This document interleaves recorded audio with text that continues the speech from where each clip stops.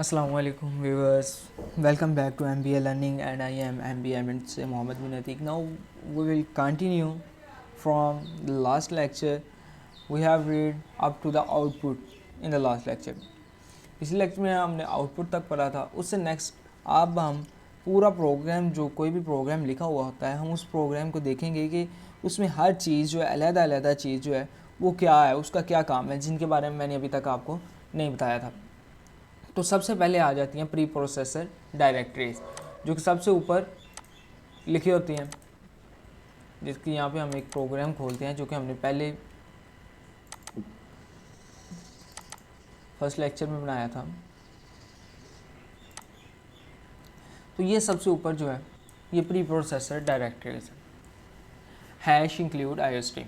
तो इनके बारे में मैंने आपको पहले बताया था कि ये लाइब्रेरीज़ होती हैं जिनके अंदर पहले से ज़रूरी चीज़ें जो है, ज़रूरी फंक्शंस, ऑब्जेक्ट्स और प्री डिफाइंड आइडेंटिफायर्स और मैनिपुलेटर्स वगैरह सेव होते हैं. ठीक है, ये एंडल मैनिपुलेटर है. ठीक है, ये प्री प्रोसेसर डायरेक्टरी के अंदर ही सेव जो है पहले से डिफाइन आइडेंटिफायर्स हैं. ठीक है, ये रिज़र्व वर्ड्स हैं. ये सारे के सारे इस प्री प्रोसेसर डायरेक्टरी के अंदर सेव होते हैं.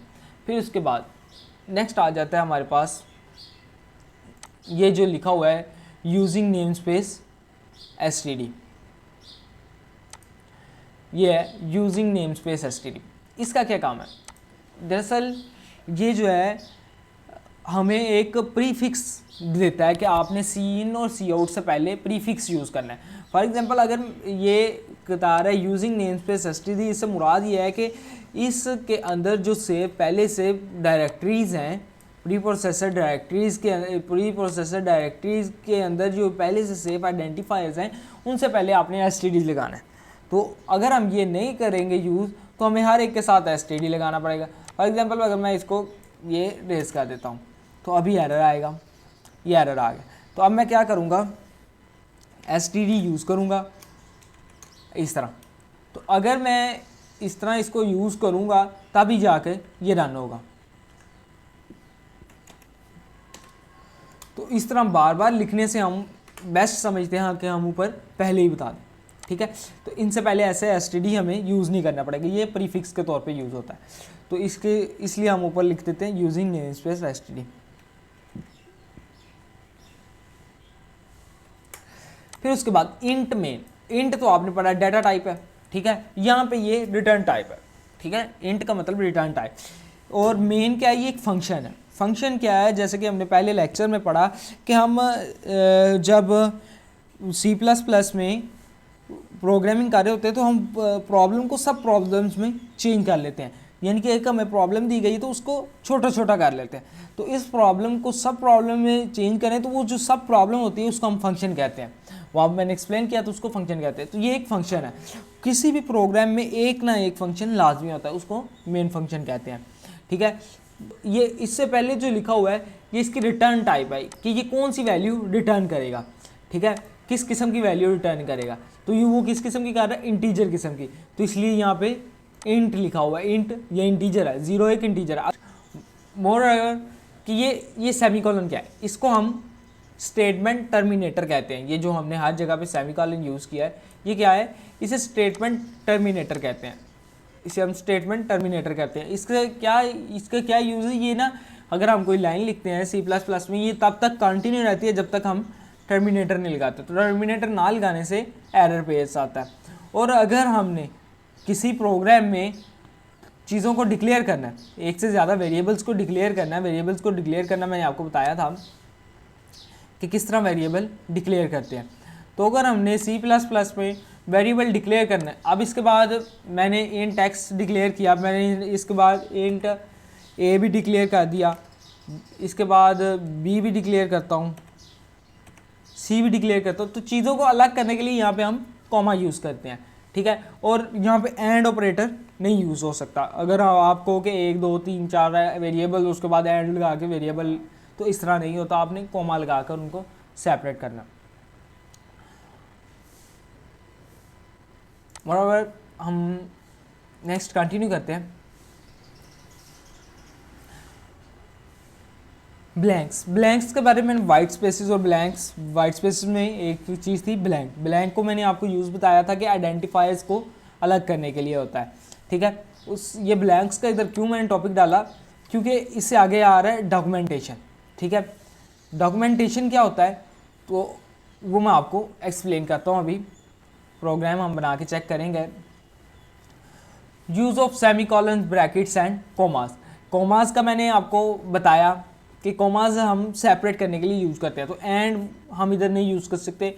वो आमतौर पर मिस्टेक कर देते हैं कि 4-5 वेरिएबल फिर एंड लगा कर दिया, तो यहाँ पे एंड अलाउ नहीं है क्योंकि ये पहले से डिफाइंड नहीं है। और सेमीकोलन टर्मिनेटर के तौर पे यूज़ होता है। और ब्रैकेट जो है, पैरेंथेसिस जो है, ये देखें अब ये हमने प्रोग्राम बनाया था, इस प्रोग्राम में मैंने ये 2 ब्रेसेस लगाई, ठीक है। किसी भी फंक्शन, हम जब भी कोई फंक्शन बनाते हैं तो उससे पहले हम ये फंक्शन को शुरू करने से पहले ही हम ब्रेसेस लगाते हैं, ठीक है। अब ये फंक्शन की मैंने डिक्लेरेशन ऊपर की और उसके बाद ये ब्रेसेस लगा दी। और ये ब्रेसेस किसके लिए है कि उसकी बॉडी को शो करते हैं। ये सारी की सारी नीचे उसकी बॉडी है, ठीक है। उस बॉडी को शो करने के लिए ये ब्रेसेस लगाते हैं। तो इन ब्रेसेस के अंदर फंक्शन की बॉडी मौजूद होती है। फिर उसके बाद ना सीमेंटिक्स क्या है। सीमेंटिक्स में देखते हैं हम क्या ऐसी प्रॉब्लम, सीमेंटिक्स से मुराद ऐसी प्रॉब्लम्स है जो कि हम फेस करते हैं, कोई कंपाइलर एरर नहीं होता लेकिन फिर भी हमें प्रोग्राम में मसला आ रहा होता है, ठीक है। उनको वो रन टाइम एरर्स होते हैं। रन टाइम यानी कि कंपाइल टाइम एरर जो होते हैं, जब हम कंपाइल करते हैं तो एरर आ जाता है। रन टाइम एरर्स वो होते हैं कि जब हम रन करते हैं तब एरर आता है। कंपाइल टाइम तो एरर आ गया कि मैंने कई मरतबा यहाँ पे कंपाइल टाइम एरर निकाल के दिया आपको। फॉर एग्जांपल मैं यहाँ पे कोई भी रूल गलत कर देता हूँ जो हमारी लैंग्वेज का रूल है, तो वो कंपाइल टाइम एरर आ जाएगा। मैंने टर्मिनेटर एंड कर दिया तो वो कंपाइल टाइम एरर आ गया। तो अब रन टाइम एरर क्या होता है। अब मैं चाह रहा था कि लेट कर लें हम कि मैं यहाँ पे करता हूँ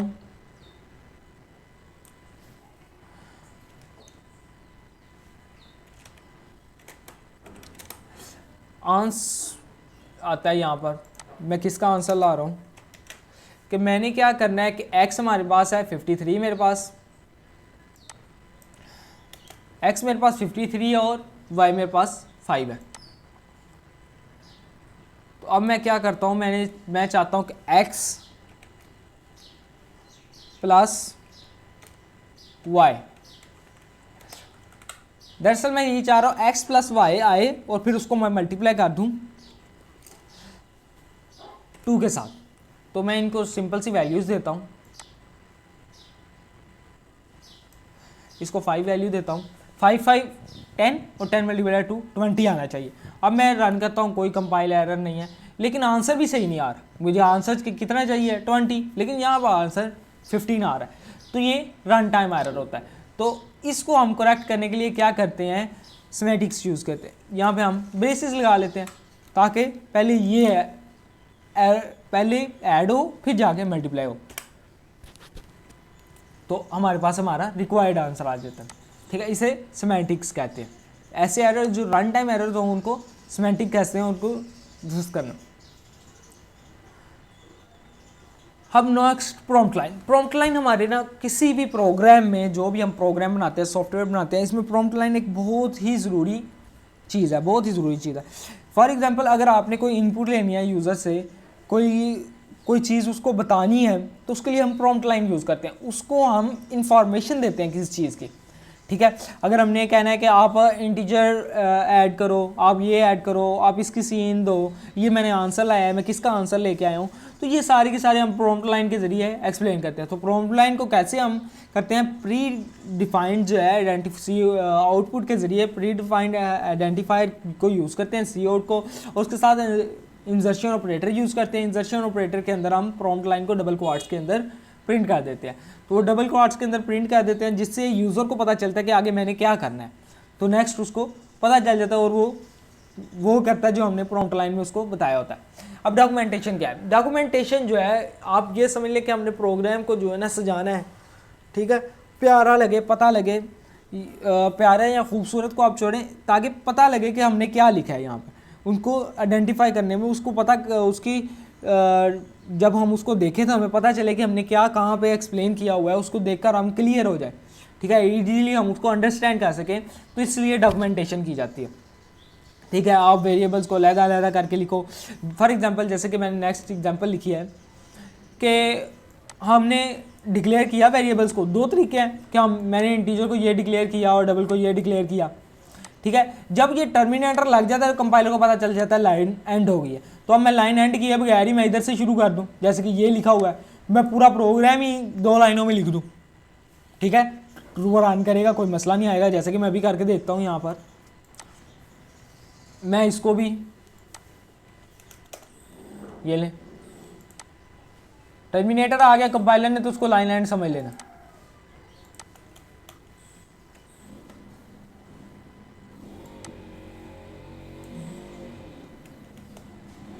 अब मैंने इसको सारी एक लाइन में लिख दिया, रन कर रहा है, कोई एरर नहीं है, आंसर भी सही आ रहा है, लेकिन इसको अंडरस्टैंड करने में प्रॉब्लम हो रही है, ठीक है। वो एक ही लाइन में सारा लिख दिया, तो अंडरस्टैंड करने में प्रॉब्लम होती है इस तरह। तो इसको डॉक्यूमेंटेशन कहते हैं कि अंडरस्टैंड कर सके, प्रोग्राम को ईजी वे से अंडरस्टैंड कर सकते हो, इसको डॉक्यूमेंट। इसके लिए स्पेसेस यूज़ करते हैं, ब्लैंक्स यूज़ करते हैं, ठीक, ब्लैंक्स एंड न्यू लाइन वगैरह हम यह सब यूज़ करते हैं ताकि हमारे प्रोग्राम। उसके बाद आपने कुछ ऑपरेटर्स पढ़े, हमने अर्थमेटिक ऑपरेटर्स पढ़े, तो इनमें कुछ ना स्पेशल ऑपरेटर्स भी हैं, ठीक है, इन्हें स्पेशल असाइनमेंट ऑपरेटर कहते हैं। इक्वल हमने पढ़ा, एक असाइनमेंट ऑपरेटर है जिसके ज़रिए हम किसी भी चीज़ को वैल्यू असाइन करते हैं, और ये कुछ स्पेशल असाइनमेंट ऑपरेटर है। इनका क्या मतलब है, ये एक्स मल्टीप्लाई का, फिर इक्वल, फिर वाई, इसका क्या मतलब है, ये इसके इक्वल है, x is equal to x multiply by y, और स्टोर उसको कर देना है एक्स के अंदर, ठीक है, इसका मतलब ये है। और अगर वो जो प्लस लगा हुआ है, ये प्लस लगा हुआ है, इसका मतलब ये है कि एक्स को हमने सामने वाले वेरिएबल के साथ प्लस करना है और सेव वापस एक्स में कर देना है, यानी कि यहाँ पे एडिशन आ जाएगा। ये सारे असाइनमेंट ऑपरेटर इसीलिए हैं, ठीक है। यहाँ पे अगर हम माइनस लगाते हैं तो वाई में से एक्स को माइनस करना और आंसर एक्स में सेव कर देना है, और अगर डिवीजन करना है तो एक्स को वाई से डिवाइड करना है और आंसर जो आएगा उसको एक्स में ही सेव कर देना। और मॉडुलस भी यही हो गया कि एक्स का मॉडुलस लेना वाई के साथ, और जो आंसर आएगा उसको एक्स में स्टोर कर देना, यानी कि एक्स की वैल्यू अपग्रेड कर देनी है। ये स्पेशल असाइनमेंट ऑपरेटर है। चलिए अब एक प्रोग्राम बनाते हैं हम, जिससे हम इन सब चीज़ों को जो हमने पढ़ी हैं उनको एक्सप्लेन करने की कोशिश करेंगे, ठीक है। तो हमने पिछले लेक्चर्स में कांस्टेंट पढ़े। अब मैं प्रोग्राम क्या बनाऊंगा, प्रोग्राम में ये बनाऊंगा कि हमारे पास को हम यूज़र से इनपुट लेंगे सेंटीमीटर्स में इनपुट लेंगे, उसको आंसर बताएंगे कि फीट में ये वैल्यू इतनी बनती है और इंचज़ में ये वैल्यू इतनी बनती है। जैसे कि हम जानते हैं कि एक कांस्टेंट को हमने जब डिक्लेयर करना हो तो कॉन्स्ट रिजर्व्ड यूज़ होता है। तो मैं डबल टाइप का कांस्टेंट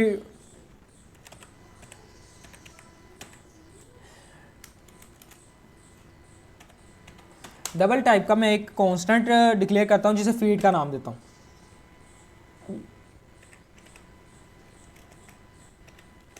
मैंने फीट का नाम दिया इसको, और इसमें वैल्यू मैंने रख दी 12 क्यों रखी कि एक जो फीट होता है वो 12 इंचज़ के बराबर होता है, और 1 इंच जो है वो कितने सेंटीमीटर के बराबर होता है, 2.54 के बराबर। तो यहाँ पे मैं एक कांस्टेंट और डिक्लेयर करता हूँ,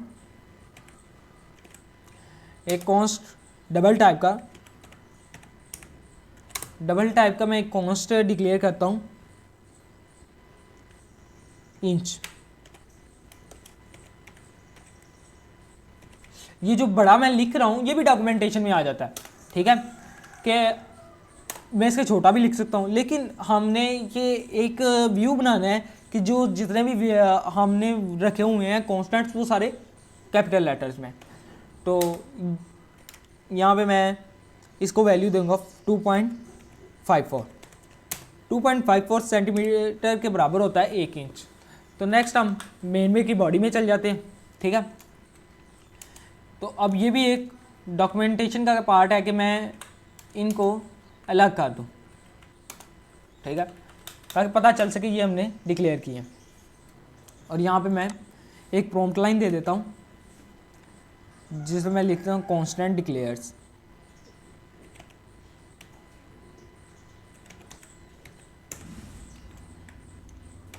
ठीक है, मैंने इसको एक प्रॉम्प्ट लाइन दे दी, प्रॉम्प्ट लाइन कह रहा हूँ, एक कमेंट दे दिया। अब यहाँ पे मुझे ज़रूरत किन किन चीज़ों की है कि जो हमने फीट हमारे पास आने हैं उनको स्टोर करवानी है वैल्यू, सेंटीमीटर की वैल्यू जो हमने यूज़र से इनपुट लेनी है, और इंचज़ की वैल्यू स्टोर करानी है। तो यहाँ पे मैं डबल टाइप के 3 वेरिएबल्स लूँगा।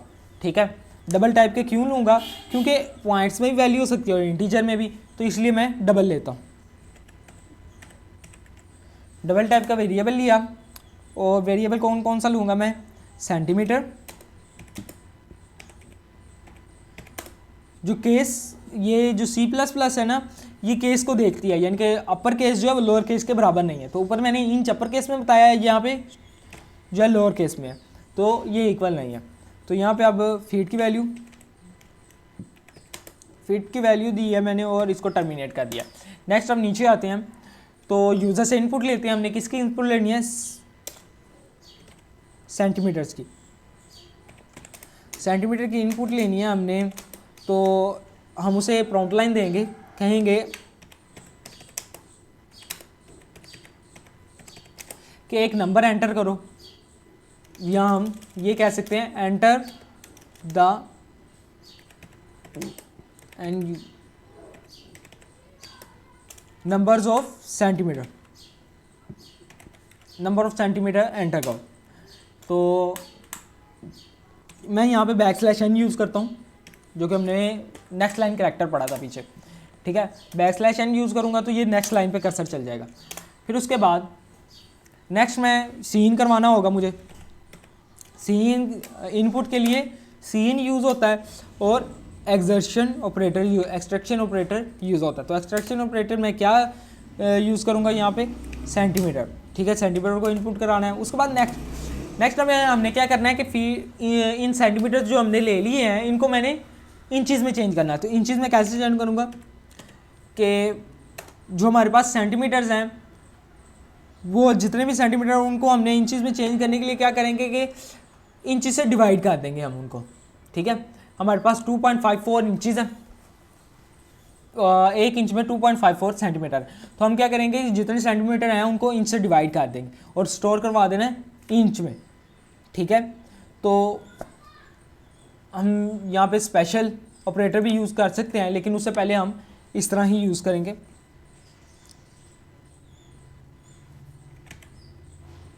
सेंटीमीटर डिवाइडेड बाय इंच, और इंच में स्टोर हो गया।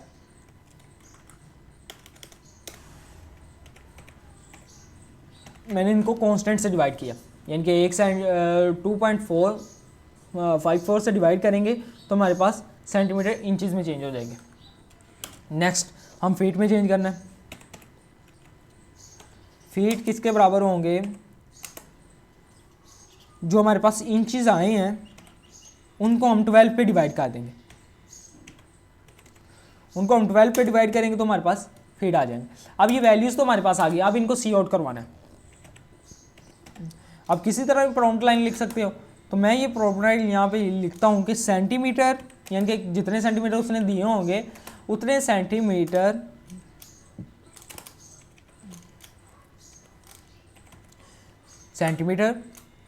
यानी कि यहाँ पे अगर 50 वो बताता है, यहाँ पे उसने अगर बताया कि 50 है, तो 50 सेंटीमीटर्स बराबर हैं 50 सेंटीमीटर इक्वल टू किसके इक्वल है? इंचज़, इतने इंचज़ के बराबर, इतने इंचज़ के बराबर है। और वहाँ पे बैकस्लैश एन यूज़ किया था, मैं यहाँ पे एंड एल यूज़ कर सकता हूँ। बैकस्लैश एन भी यूज़ कर सकते हैं, लेकिन बहुत यूज़ के लिए मैं कर रहा हूँ कि बहुत यूज़ हो जाए प्रोग्राम में। अब इंचज़ तो हमने प्रिंट करवा लिए, तो अब प्रिंट करवाना है। हम इसको ही कॉपी पेस्ट कर लेते हैं। अब फीट को प्रिंट करवाना है।